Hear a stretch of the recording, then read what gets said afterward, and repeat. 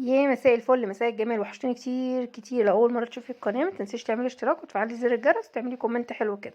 النهارده قلت اعمل ايه؟ اعمل شعريه.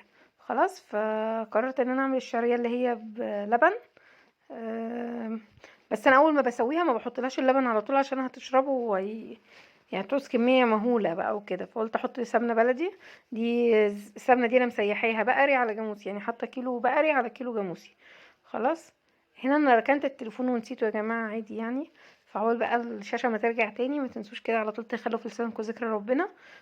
والاستغفار دايما. الايام دي جميله جدا جدا جدا، يعني شهر شعبان ترفع على الاعمال.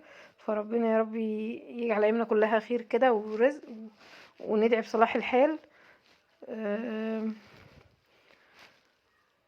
بس يعني احلى حاجه في البني ادم انه يعرف يدعي لنفسه ويدعي للي حواليه وكده. المهم بقى رجعنا تاني للشعريه بتاعتنا، رجع الموبايل لقواعده سالمه. انا حطيت شويه شعريه حمرتهم كده خدوا اللون الحلو ده. انا كان المفروض ان انا بعمل ستوري، بس قلت انزله فيديو خلاص عشان انا كسلانه اصور اصلا يعني حتى ما عنديش رصيد فيديوهات ان انا انزلها. تمام، فهنا كده اول الشعريه متحمرت حطيت لها ميه. آه، اول ما تستوي كده تدخل على سوا هحط لها بقى ايه اللبن واحط لها السكر والحاجه. هنا انا حطيت كوبايه سكر، انا بقيت من الكوبايه شويه بس هرجع احطهم يعني عشان اظبط الحياء والكلام ده. فاغطيها تستوي وبعد كده احط لها بقى اللبن.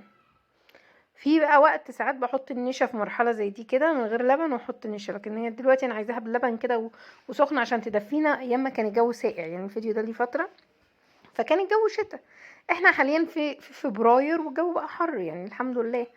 يعني نصيبنا، هنعمل ايه؟ الصيف بدأ بدري اننا ما بنطقوش يعني. فحطيت كوباية لبن وسبته يكمل سوا فيها، وبعد كده بقى ايه كل اللي هيعوز هيزود لبن لنفسه بقى ايه حسب هو عايز ايه.